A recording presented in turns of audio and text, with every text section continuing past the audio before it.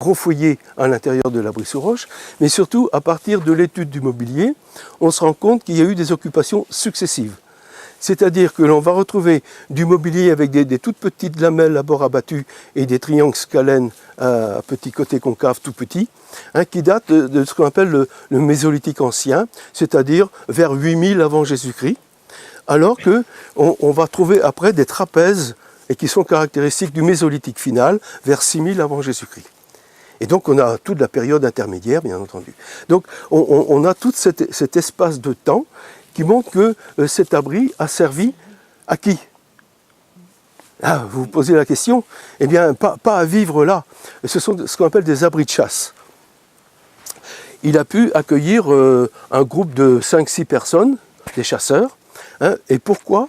Tout simplement parce qu'on ne trouve que des pièces utilisées, donc des armatures de flèches, les triangles scalènes et les trapèzes étaient des armatures de flèches, donc de projectiles, et on ne trouve pratiquement pas de nucléus. Alors tout à l'heure on me demandait qu'est-ce que c'est qu'un nucléus. Eh bien il faut dire qu'à cette époque-là, le niveau de la mer n'était pas du tout le même qu'aujourd'hui. La côte était plus éloignée. Le niveau de la mer était à peu près à une dizaine de mètres plus bas qu'aujourd'hui. Il faut savoir que le niveau de la mer continue à remonter, c'est pas nouveau. Il y a 30 000 ans, le niveau de la mer était 120 mètres plus bas qu'aujourd'hui. Je ne sais pas si vous imaginez ce que c'est. 120 mètres plus bas, ça veut dire que la Manche n'existait pas. Il y avait juste un fleuve qui passait au milieu et on pouvait pratiquement, je ne vais pas dire à pied sec parce qu'il fallait passer le fleuve qui était important, mais on pouvait aller en Angleterre et en Irlande sans problème. Donc à cette époque-là, les gens d'ici avaient besoin de matériel. Ils ne connaissaient pas le métal, bien entendu. Donc ils avaient des outils en bois, des outils en os et des outils en pierre. Le problème, c'est qu'ici, le bois, il va disparaître très rapidement, et l'os aussi. Parce qu'ici, on est sur un sol de lande, sur un sol granitique, où le pH, vous savez ce que c'est le cologarine népérien de la concentration en ion H+, n'est-ce pas? Eh bien, le pH indique l'acidité ou la basicité d'un sol, ou d'un produit, quel qu'il soit. Et donc, ça va de 0 à 14. La neutralité est en 7. Et ici, sur des sols de lande comme ici, on se trouve entre 4 et 5. Donc ce sont des sols très acides, ce qui fait que les ossements ne se conservent pas. Donc tout ce qui est corne, tout ce qui est os, disparaît au bout de quelques dizaines d'années. Oui, et ben c'est comme ça. Et on ne risque pas de trouver des dents ni des... Ah, les dents sont encore les parties du corps qui se conservent le mieux, mais malgré tout, elles disparaissent. Elles disparaissent aussi. Donc ici, en Bretagne, à part quelques endroits tout à fait particuliers, comme le nord du bassin de Rennes, du côté du Tréfumel-le-Quioux, par exemple, où on a un petit bassin tertiaire, eh bien, on ne pourra pas trouver d'ossements. C'est pas possible de la préhistoire. On pourra trouver peut-être jusqu'au 19e siècle, mais avant le 19e siècle, on n'en trouvera plus. C'est fini, c'est terminé, tout est complètement dissous. Donc, qu'est-ce qu'on va retrouver ici? Uniquement ce qui est pierreux. Et le problème qui se pose à ces gens-là, à l'époque, c'est que pour faire leurs outils, quels qu'ils soient, que ce soit un couteau, que ce soit un grattoir ou une armature de projectile, ils avaient besoin d'une roche tout à fait particulière qui a un éclat conchoïdal. L'éclat conchoïdal, c'est-à-dire que c'est une roche à grains très fins, ou pas de grains du tout d'ailleurs, qui permet de filer l'éclat sans laisser d'aspérité. Et il y a des roches qui s'y prêtent, et l'une des roches les principales, bien entendu, c'est le silex. Or, le silex n'existe pas en Bretagne. Mais il existe pas loin. Au fond de la Manche, par exemple, vous avez un affleurement de Crétacé, qui date de l'ère secondaire, et dans ce Crétacé-là, vous avez une anomalie de la craie, qui est le silex.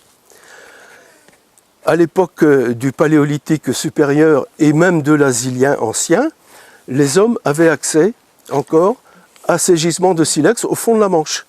À l'époque, la Manche était à sec, et donc les affleurements étaient accessibles. Mais à l'époque mésolithique où se trouve cet abri sous roche, l'occupation, eh bien non.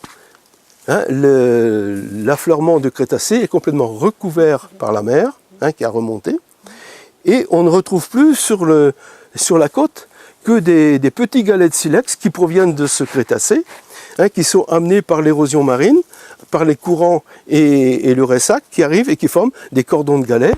Et si vous avez la curiosité d'aller sur la côte nord de la Bretagne, de temps en temps, dans les plages de galets, vous trouverez un galet de silex. Eh bien, c'est ce qu'ils allaient chercher. Donc, c'était des galets de silex qui ont été quand même roulés, qui ont été choqués, hein, par le ressac.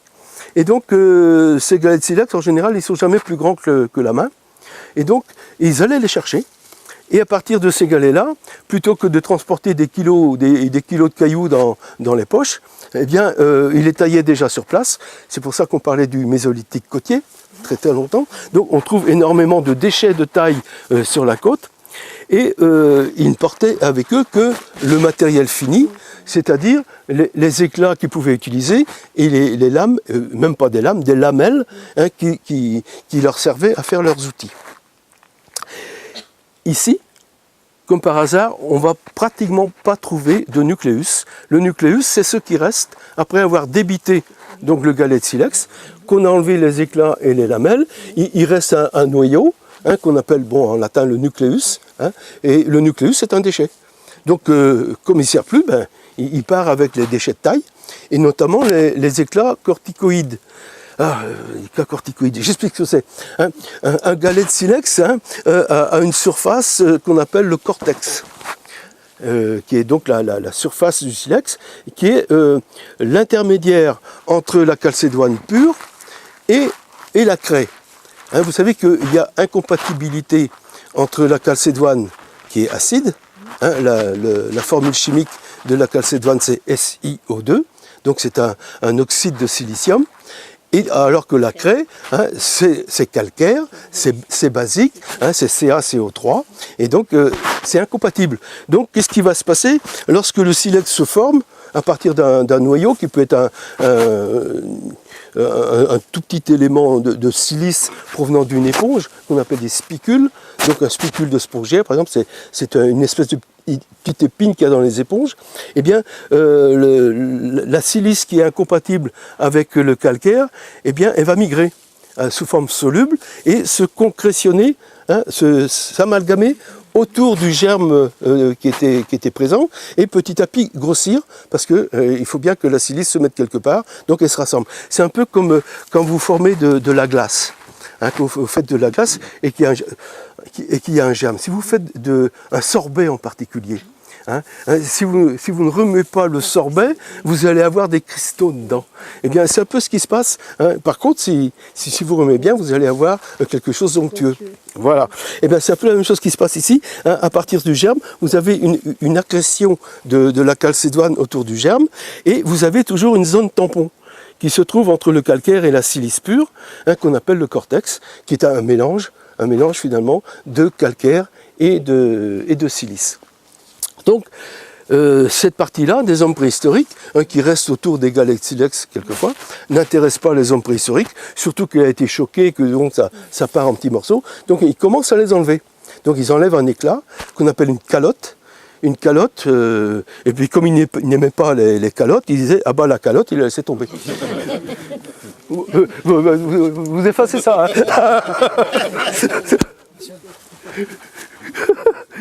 Ah ben voilà, justement voilà un éclat cortical. Donc vous voyez, hein, vous avez, eh ben justement c'est très beau, hein, vous allez vous le passer. Vous avez là au centre la calcédoine pure, oui. Et vous avez la zone tampon autour, oui. Hein, vous voyez l'auréole, oui. Qui est ici, hein, voilà la calcédoine, et ici le cortex. Et donc ça n'intéressait pas les hommes préhistoriques, donc ils envoyaient un choc, un coup qui est parti d'ici, ça a enlevé l'éclat, et vous avez la calotte, donc ce qu'on appelle un éclat cortical. Donc voilà, vous le faites passer, comme ça vous verrez tous. On va enlever les morceaux pour enlever tout ce qui est le cortex du galet de silex, et on va avoir là de la calcédoine pure, hein, et bien dégrossie, à partir de laquelle on va enlever des lamelles pour faire des petits couteaux, hein, des triangles scalènes, des trapèzes, des lamelles à bord abattu, etc. Donc c'est à partir de ça qu'ils vont faire. Et comme par hasard ici, hein, à part un ou deux, on ne trouve pas de nucléus. On ne trouve pas d'éclats corticaux. Donc ça veut dire que les gens sont arrivés ici avec déjà leurs outils. Alors ce qu'on va trouver ici, bien entendu, quand vous déménagez, vous ne laissez pas vos meubles derrière vous, hein, surtout les bouteilles de vin. Hein. Et bien ici c'est pareil.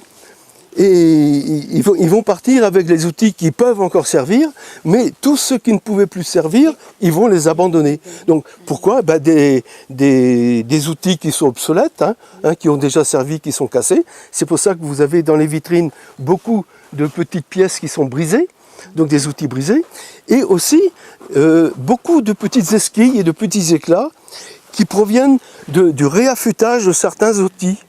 D'accord ?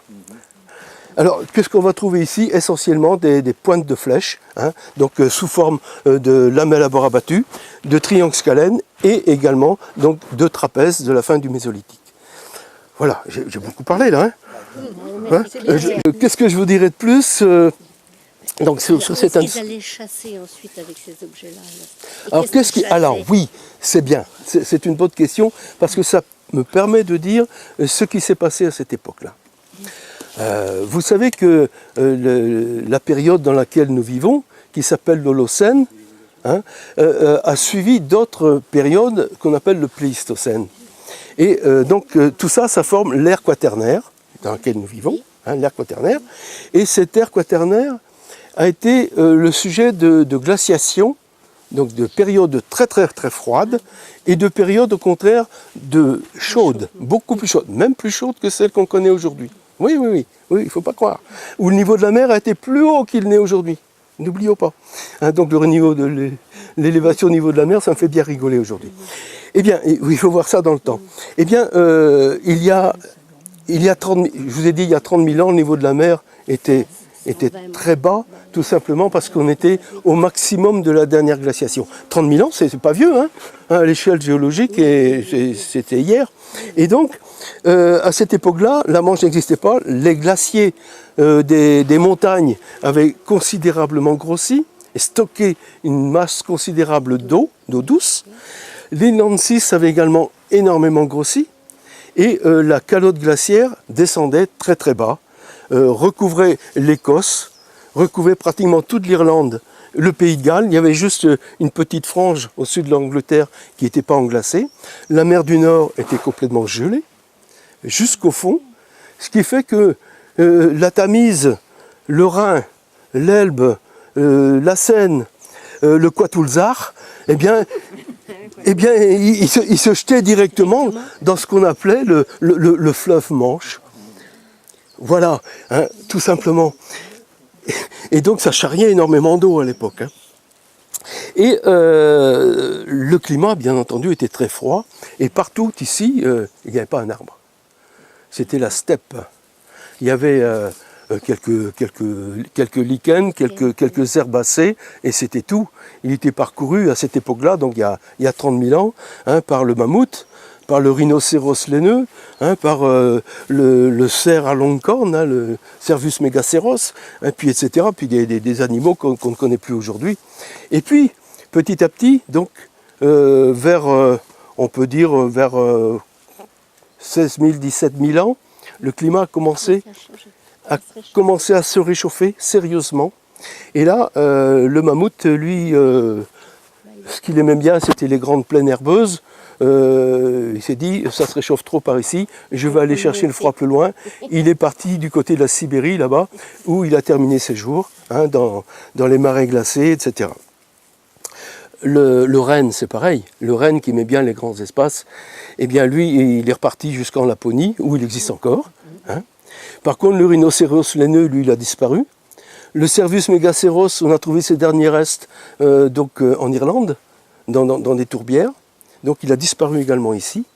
Et le climat se réchauffant, la végétation a commencé à changer. Mais la végétation a toujours un retard sur le climat. le temps que les graines arrivent, qu'elles germent, qu'elles poussent, qu'elles refassent des fleurs et qu'elles se reproduisent, ça demande du temps. Et donc il y a toujours un retard sur la végétation par rapport au climat lui-même. Non seulement le climat s'est réchauffé, mais la pluie est arrivée, donc la végétation a changé. Et à partir du moment où le climat change, où la végétation change, la faune change aussi. C'est-à-dire que les gros animaux ont disparu, il va rester des plus petits. Donc la forêt va commencer à se mettre en place. Au Mésolithique, la forêt se met en place. Elle se met en place. Et on va avoir d'autres animaux qui vont apparaître, comme le chevreuil, le lièvre, le sanglier, etc. Donc des animaux plus petits, ce qui va induire une autre façon de penser, mais aussi une autre façon de chasser. La chasse ne va plus être la même. Ça va plus être de la chasse sur des grands espaces, mais ça va être de la chasse dans des bois, dans des forêts. Donc c'est complètement différent.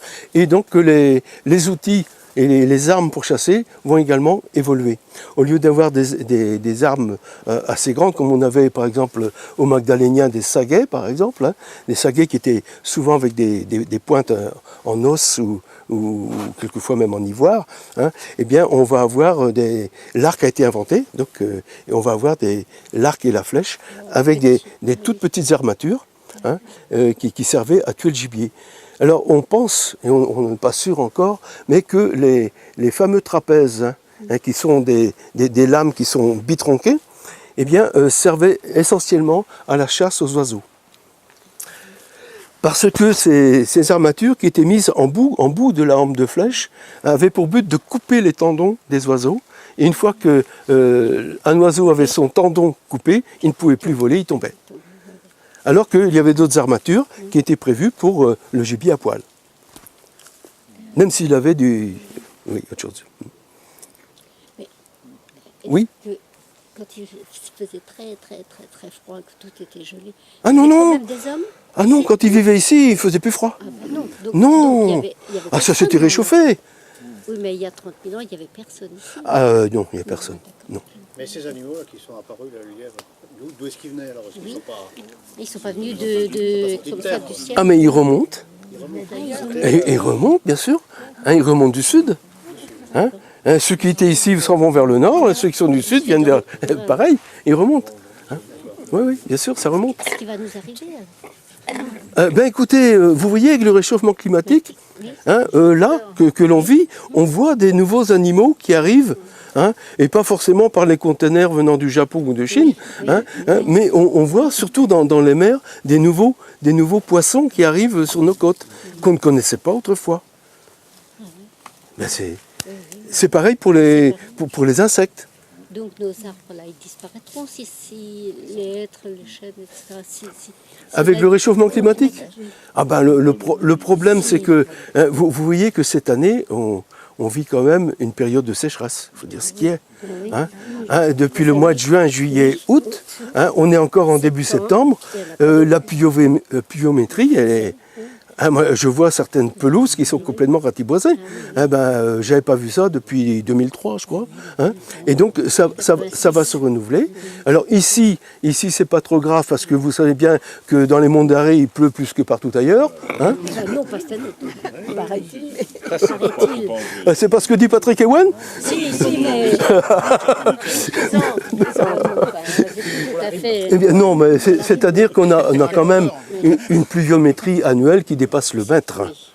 On a plus d'1 mètre de pluviométrie annuelle. Par rapport à notre région, c'est considérable. Pour nous, encore ici, à Plounéour et Comana, dans ce coin-là, dans les monts d'Arrée, on va être privilégiés. Mais dans le sud de la France, ça commence à craindre. Et ce qui se passe en Espagne, c'est encore pire. Vous savez qu'en Espagne, ils ont commencé à pomper l'eau dans toutes les rivières et les fleuves pour alimenter les cultures, et on arrive à des sécheresses. Mais ça devient grave, parce que c'est une désertification qui commence. C'est comme ça que ça commence. Tout va monter. Les Espagnols vont venir chez nous. Mais oui, mais ça c'est cyclique, remarquez, parce que il y a eu au Moyen-Âge, par exemple, au Moyen-Âge, le climat a été plus clément qu'il n'est aujourd'hui, et aussi plus froid. Vous connaissez le Groenland? Si, On a entendu vous en parler. avez entendu parler. Oui. Vous savez ce que ça veut dire? Oui, la terre glacée. Non, la Ah, terre verte. Vert Groen. Ah oui, oui. La terre verte. Oui, oui, oui. Oui, la terre verte, Greenland, hein, c'est Greenland, la terre verte. Hein, et au Moyen-Âge, il y a eu ce qu'on appelait un petit âge glaciaire, donc un refroidissement climatique qui a fait que le Groenland a été complètement recouvert par les glaces. Hein. Donc on a eu, même dans des périodes historiques, on connaît des réchauffements et des refroidissements qui arrivent. Et là, en ce moment, on a une période de réchauffement. Alors que normalement, on devrait aller vers une période de glaciation. Parce qu'une glaciation se fait à peu près tous les 10 000 ans. Et là, hein, ça fait maintenant plus de 10 000 ans que ça s'est réchauffé, donc on devrait retourner vers le froid. Et c'est pas le cas. C'est pas le cas, et on se demande si l'homme n'en est pas un petit peu responsable avec les trous qu'il fait dans la couche d'ozone. Voilà. Ah, bah, tout ça, c'est intéressant. On a appris plein de choses.